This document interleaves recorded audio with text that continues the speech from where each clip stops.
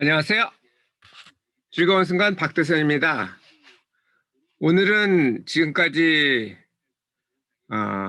추천 도서로 쭉 뽑았던 책 중 마지막 책인 허브북을 리뷰합니다.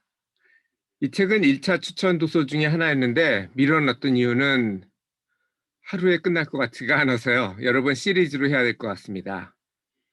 그리고 뭐 2차 도서까지 끝냈는데 3차 도서는 한 1년쯤 후에 하게 되지 않을까. 아니면 뭐 생길 때마다 한다면 뭐 한 달 후가 될 수도 있겠죠. 보통 제가 1년에 10권 정도를 추천하는 것 같거든요.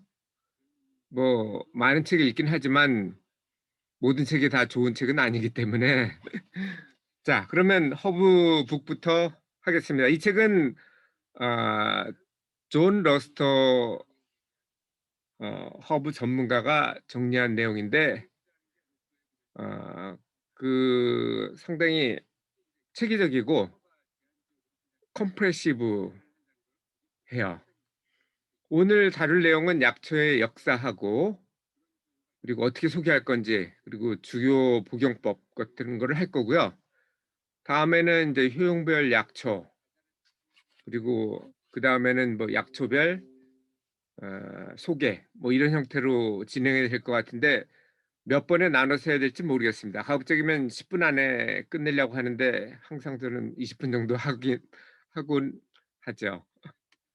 자, 일단 약초에 대해서 소개를 드리면 아마 약초는 문헌상으로는 5천 년 전에 수모르의 점토 문자에 나왔다고 하는데 그 전부터 사용은 됐을 거라고 생각해요. 하지만 기록상으로는 그렇다는 얘기입니다. 중국에도 거의 5천 년, 그러니까 뭐 4,700년이죠. 4,700년 전에 중국 문헌에도 나오고 그리고 이집트 같은 경우 피라미드 건설할 때 인부들한테 마늘을 먹였다고 하죠.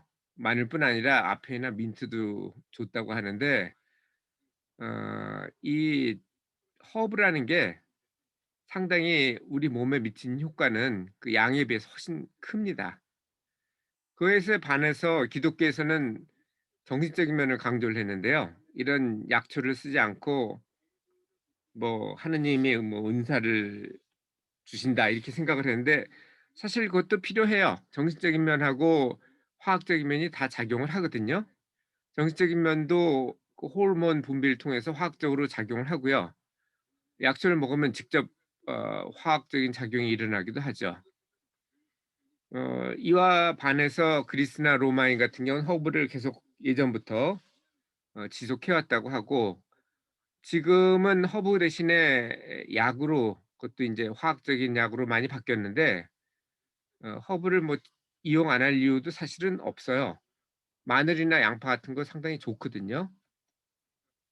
자, 약초별 소개는 어떻게 하려고 하냐면은 이름하고 뭐 복용법 이 두 가지는 당연히 있어야 될 거고요. 특성도 있어야 되겠죠. 왜 먹는지 그걸 알아야 되니까. 그리고 이름은 그 학명하고 통명 이 두 가지를 다 쓸 건데 우리는 이제 통명도 영어하고 한국어 다 써야 되겠죠. 이 책은 원래 원서기 때문에 영어로 나왔는데 우리가 편하게 하려면 어, 당연히 한국 통명도 있어야 되겠죠. 그리고 세계 각지에서 부르는 이름이 다르거든요. 뭐 예를 들어서 뭐 사과라고 그래도 우리는 사과라고 하지만 영국 애들은 애플이라고 하고 프랑스 애들은 애, 아플드 뽐인가 뭐 테른가 뭐 아무튼 좀 달라요 다. 그래서 전 세계적인 약초를 통칭하려면은 가장 좋은 게 학명을 쓰는 겁니다. 학명은 좋은 게 라틴어를 쓰는데 라틴어는 사어기 때문에 바뀌질 않아요. 언어는 항상 바뀌거든요. 그리고 속명과 그건 대문자로 종명, 이건 소문자로 이렇게 표시를 하니까 학명으로 하면은 전 세계적으로 어디든 똑같은 것을 표시하게 되고 통명은 우리가 편하자고 하는 거고 그리고 이 책이 영어로 돼 있기 때문에 영어 통명도 나오게 된다는 거죠. 그리고 복용법을 간단하게 설명을 드리면 액체와 고체 그리고 복합이 있는데 고체는 간단하게 뭐 자르거나 갈거나 뭐 이런 형태가 될 거고 말려서 갈아야 되겠죠. 액체 같은 경우는 우리가 많이 쓰는 뭐 다리기, 한약 다리기도 있죠. 우리기, 추출하기, 시럽 만들기 이런 것들이 있는데 그거에 대해서 조금 더 자세히 보자면 우리기는 뭐 쉽게 얘기하면 차, 녹차 마시는 거라고 생각하시면 될 거예요. 끓인 물에 약초를 한 10분 정도 넣어서 용해를 하고 빼내죠. 티백 형태로 보시면 되는데 영어로는 이걸 인퓨전이라고 합니다. 이 책에 인제 인퓨전이라는 얘기가 많이 나올 거예요. 그리고 다리기는 우리하고 쪼끔 달라요. 우리는 한약을 오랫동안 은근하게 뜸을 들인다고 그러나요? 아무튼 중불이나 약불로 이렇게 쭉 하는데 여기서는 좀 다르더라고요. 서양식 다리기는 디콕션이라고 하는데 약초를 우리처럼 그냥 넣는 게 아니고 으깨 가지고 오 4 분간 끓입니다. 우리는 으깨지 않죠. 말려 가지고 오랫동안 끓이죠. 그거에 비해서 인제 추출 cold extract라고 하는데요. cold extract는 휘발성이 큰 경우는 끓이게 되면은 다 날아가 버리니까 찬물을 사용합니다. 냉수에다가 넣어야 되는데 냉수는 당연히 추출되는 게 좀 오래 걸리겠죠. 그래서 한 10 시간 보통 8 시간에서 12 시간을 둔다고 그러는데 저는 평균적으로 10 시간을 뒀습니다. 이거는 다 특성이 다르기 때문에 약초별로 다 다르게 표시할 거고요. 그리고 마지막으로 인제 시럽이 있는데 시럽은 뭐 당이랑 똑같은 거죠 어찌 보면. 우리 약 먹을 때 쓰잖아요 알약. 그래서 겉에 코팅을 하죠 당으로 설탕으로. 그러면 적어도 삼킬 때까지는 그냥 달콤한 맛만 날 겁니다. 그것처럼 아동은 그 액체 형태로 먹이면 쓴 경우가 많거든요. 원래 양약은 어 입에 쓰다라고 돼 있잖아요. 그래서 시럽에 넣습니다. 유효 성분을 시럽에 넣어서 그러면 달죠. 시럽 자체가 달기 때문에. 이거는 대체로 액체 형태고요. 다른 형태를 좀 보겠습니다. 주스도 액체긴 한데 주스는 뭔지 아시죠? 잘게 자르고 으깨고 하는데 가장 쉽게 하는 게 당근 주스 같이 잘라 가지고 믹서에다 갈아 가지고 먹는 거죠. 당근 같은 경우는 상하기가 쉬우니까요, 비타민 같이. 이런 건 끓일 수도 없고 또 콜드 익스트랙트도 별로 막 효과적이지 않기 때문에 갈아서 먹습니다. 그리고 파우더 같은 경우는 말려 가지고 갈아서 가루로 만드는 건데 가루는 먹기가 좀 어렵죠. 기도에 들어가면은 재치기를 하고 그러면은 소중한 약초 성분이 날아가기 때문에 보통은 액체에 같이 섭취를 할 수도 있고요. 아니면 팅처 같은 경우는 알코올하고 물에 혼합해 가지고 한 2주 동안은 매일 흔들어 가지고 어 많이 잘 썩게 하고 그다음에 인제 장기 보관을 하게 되는 경우가 있고요. 에센스 같은 경우는 약초 오일을 알코올에 넣어 가지고 보관하는 형태입니다.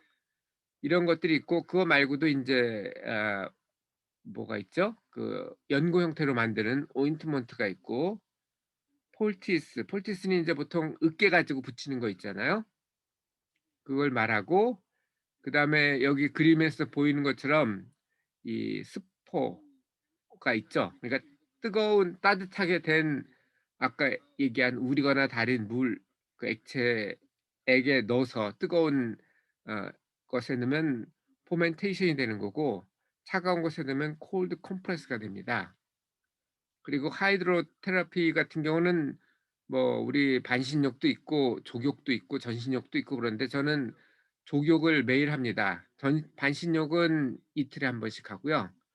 물론 약초를 넣으면 더 좋은데 저는 뭐 약초는 없어서 못 하는데 인제 허브를 키울 생각이거든요. 보통 허브는 채취한다는 생각을 많이 하시는데 그게 상당히 좀 어려워요. 제가 인제 약초 소개를 하면서 나오겠지만 구분하기가 상당히 어렵습니다. 그래서 초보자 같은 경우는 그냥 사시거나 아니면 사지는 않더라도 씨를 사다가 직접 재배를 하시면 되겠죠. 그게 가장 효과적인데 어 올해부터는 좀 저는 뭐 살 정도로 부유하지는 않고 그 씨나 이런 것을 얻어다가 재배를 해볼 생각입니다. 당장 어 이 식자재부터, 그러니까 뭐 상추나 오이 뭐 이런 것부터 심어 보려고 그러는데 아직은 집주인 할머니하고 얘기가 안 끝나 가지고 못 하고 있는데요. 최근에 제가 컨테이너 박스에다 한 거는 씨를 산 게 아니고 노지 오이를 갖다가 씨를 추출해 가지고 심었거든요. 지금 한 일주일 지났는데 아직 안 나왔습니다. 원래 2주 안에 나와야 되거든요. 안 나오면은 이번에 그 Seed Library, 여기는 종자 도서관이 있거든요. 도서관에서 종자도 빌려줘요. 그걸 얻어왔기 때문에 그중에 하나를 심어 볼 생각입니다. 자, 오늘 알게 된 약초에 대한 소감은 어떠신가요? 약초는 우리가 사실 우리가 원래 시작했던 게 채집이었어요. 그리고 수렵이었죠.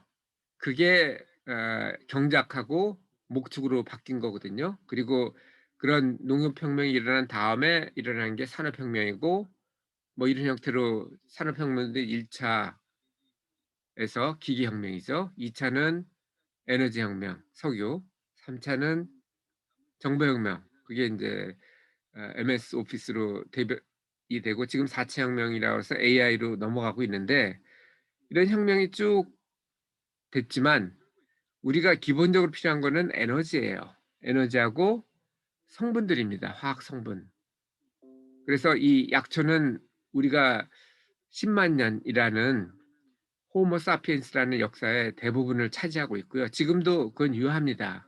산업혁명 이후에 이게 제약 형태로 화학적인 성분으로 바뀌긴 했지만 그거는 일부만 있는 거고요. 실제로 약초는 엄청나게 많고, 그리고 그거를 뭐 직접 사기보다는 직접 만들어서 재배해서 그런 방법도 있겠죠. 채집은 아까도 말씀드렸지만 좀 어렵고요.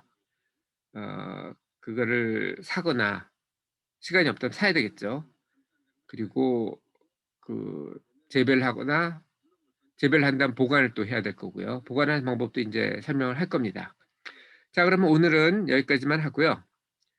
다음에 인제 그 어떻게 소개를 할 건지, 어떻게 처리를 할 것인지, 뭐 이런 것들을 시리즈로 지속해서 하도록 하겠습니다. 자, 그러면 오늘도 즐거운 순간 박대선이었습니다. 감사합니다.